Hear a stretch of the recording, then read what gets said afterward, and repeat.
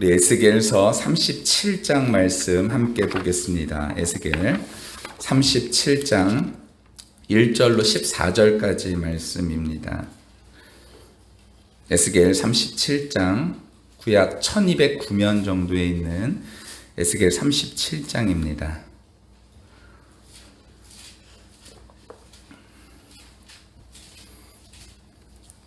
저와 여러분 한 절씩 교독하도록 하겠습니다. 37장 1절로 14절까지입니다. 여호와께서 권능으로 내게 임재하시고 그의 영으로 나를 데리고 가서 골짜기 가운데 두셨는데 거기 뼈가 가득하더라.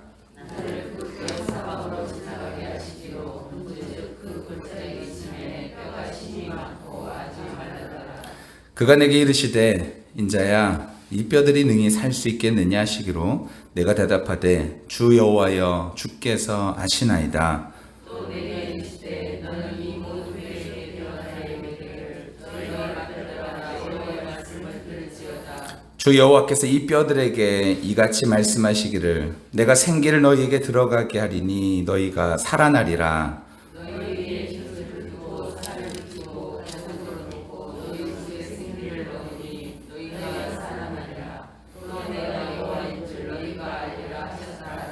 이에 내가 명령을 따라 대언하니 대언할 때 소리가 나고 움직이며 이 뼈 저 뼈가 들어맞아 뼈들이 서로 연결되더라. 내가 또 보니 그 위에 힘줄이 생기고 살이 오르며 그 위에 가죽이 덮이나 그 위에 생기는 없더라.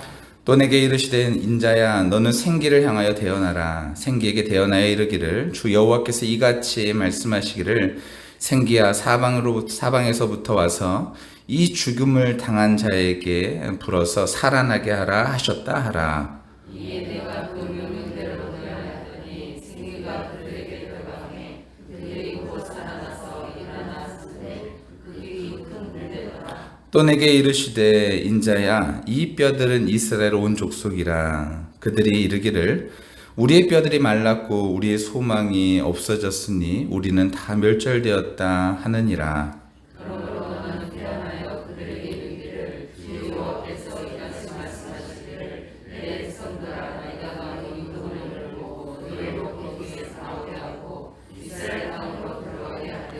내 백성들아 내가 너희 무덤을 열고 너희로 거기에서 나오게 한즉 너희는 내가 여호와인 줄을 알리라. 내가 또 내 영혼을 너희 속에 두어 너희가 살아나게 하고 내가 또 너희를 너희 국 땅에 드리니 나 여호와가 이 일을 말하고 이를 줄을 너희가 알리라. 여호와의 말씀이니라. 아멘. 오늘 아침에 일어나시면서 여러분 어떤 마음으로 일어나셨나요? 특별 새벽 기도에 통하여서 성령 충만의 은혜에 대하여 함께 나눈 이번 일주일, 여러분 아침에 일어나실 때 어떤 마음으로 일어나셨나요? 기대와 감격으로 오늘 하루도 하나님께서 역사하실 것들이 기대되시면서 일어나셨습니까? 아니면 여전히 우리 마음속에 근심과 염려가 있으십니까? 저는 오늘 말씀을 통해서요, 우리가 참 좋은 생각을 해야 됩니다. 긍정적인 생각을 해야 됩니다. 이런 말씀을 드리려고 한 것은 아닙니다. 여러분, 하지만요, 하나님께서 오늘 말씀을 통하여 우리를 어떻게 회복하시는지 잘 살펴보시고, 우리도 그와 같이 회복의 은혜에 동참하게 되어지는 우리 모두가 다 되시기를 예수님의 이름으로 간절히 축원합니다. 오늘 함께 읽은 에스겔서는요, 제가 계속 말씀드리지만 멸망과 회복, 이 두 가지를 다 그 배경으로 두고 있는 것이죠. 에스겔은요, 민족의 죄와 그에 따른 심판으로 여기 멸망했다, 이스라엘 이제 망했다라고 선포했었던 사람이 바로 에스겔입니다. 그래서 하나님의 심판의 경고로 바벨론을 통해서 이루어졌고, 그리고 결국 이스라엘은요 그들에게 포로로 잡혀가게 되어졌죠. 그러나 심판은 이스라엘의 영원한 멸망을 말하는 것이 아니었어요. 그래서 하나님은요 이스라엘이 다시금 회복될 것을 또한 말씀하셨거든요. 그래서 에스겔은요 포로로 잡혀가면서도 우리가 다시 회복될 것입니다 라는 이야기를 했던 거예요. 하나님의 약속을 믿고 우리는 지금 멸망당하지만 다시 회복될 것입니다. 하나님께 우리를 다시 구원하실 것입니다 라고 그렇게 선포했었습니다. 그런데 이런 기대와 소망을 가지고 있었던 에스겔에게 소식이 하나 들려오죠. 하나님께서 우리를 회복시키실 것입니다. 그래서 우리가 이스라엘 땅으로 돌아갈 것입니다 했는데 포로로 잡혀간 지 약 12년 정도 됐을 때 예루살렘이 완전히 함락됐다라는 이야기를 듣게 된 거예요. 여러분 얼마나 낙심이 됐겠습니까? 우리는 회복할 수 있어요. 여러분 하나님께서 우리를 회복시키십니다. 우리는 다시 돌아갈 수 있습니다. 라고 외쳤었는데 12년 정도의 시간이 지나고 나서 예루살렘이 완전히 함락됐다라는 이야기를 듣고 이 에스겔의 마음에 어떤 마음이 들었겠냐라는 거예요. 너무나 착잡하고 힘든 마음이죠. 저도 우리 성도님들에게 여러분 하나님께서 우리와 함께 하시고 우리의 모든 것들을 채우시고 우리의 문제들과 어려움들 이런 것들 다 해결하셔서 하나님의 아름다운 백성들을 세우실 것입니다 라고 선포를 했는데 여러분 당장에 우리의 마음속에 우리의 건강에 우리의 영적인 아니면 우리의 세상 가운데 살면서 그런 문제들이 발생했을 때 여러분 제 마음이 어떨까요? 여러분 에스겔의 마음이 어땠을 것 같으세요? 너무 복잡했을 것 같아요. 이 복잡한 생각을 가지고 있을 때 하나님께서 에스겔에게 주신 말씀이 에스겔 33장부터 말씀입니다. 그때부터 하나님께서 본격적으로 이스라엘을 회복할 것인데 어떻게 회복시키실 거냐? 첫 번째로는요, 참목자를 세우시겠다라고 약속하셨어요. 참목자, 거짓 목자, 그들 스스로만 배부르게 하는 거짓 목자가 아니라 참목자를 세우셔서 그들을 가지고 회복의 단초를 삼으시겠다라고 말씀하셨다라는 것입니다.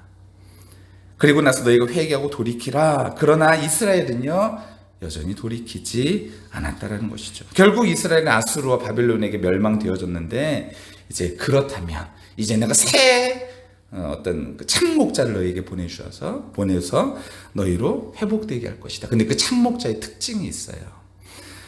에스겔 34장 15절 말씀인데 제가 읽을게요.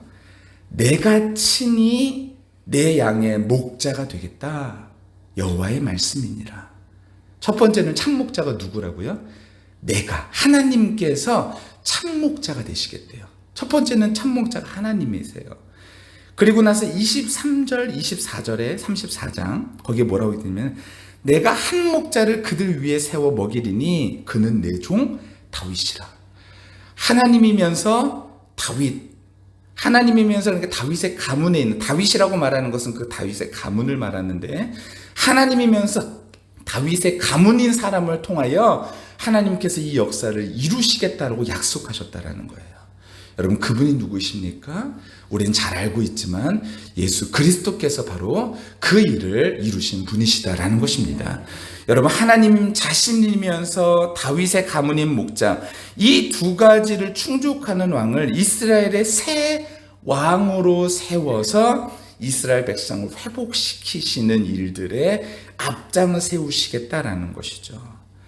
그러니까요 어떤 긍정적인 생각으로 세상을 살아간다 이런 것으로 회복할 수 있는 것이 아니라 내가 오늘 조금 좋은 생각을 해야지로 하루를 시작하는 것으로 우리의 인생이 좋아지는 것고 회복되는 것이 아니라 바로 하나님께서 역사하실 때에 바로 이러한 일들이 일어나기 시작한다는 것이죠. 그래서 스가랴 4장 6절에 그가 내게 대답하여 이르시되 여호와께서 스룹바벨에게 하신 말씀이 이러하니라. 만군의 여호와께서 말씀하시되 이는 힘으로 되지 아니하며 능력으로 되지 아니하고 오직 나의 영으로 되느니라. 하나님께서 모든 회복을 우리의 힘과 능력이 아닌 하나님의 방법으로 회복시키신다라는 거예요. 회복의 힘은요 우리가 바라보는 긍정적인 생각으로 되는 것이 아닙니다. 우리 땅이 회복되겠지? 그러니까 우리가 지금 이 코로나 시대를 보면서 이제 될 거야? 좋아지겠지? 이것이 아니라 하나님께서 하실 때 회복되어진다는 것이죠. 분명 좋은 일이 있을 거야. 우리 가정에도 좋은 일이 있겠지. 직장에도 좋은 일이 있겠지. 우리 교회에도 좋은 일이 있겠지. 이런 것이 아니라 긍정적인 생각이 아니라 이 일을 구체적으로 누가 이루시냐? 바로 하나님께서 이루신다라는 것이죠. 우리 계속 말씀드렸지만 새 영을 우리에게 부어주셔서 또한 그 일들을 이루시겠다라고 약속하셨습니다. 먼저는 새 목자 그리고 새 영.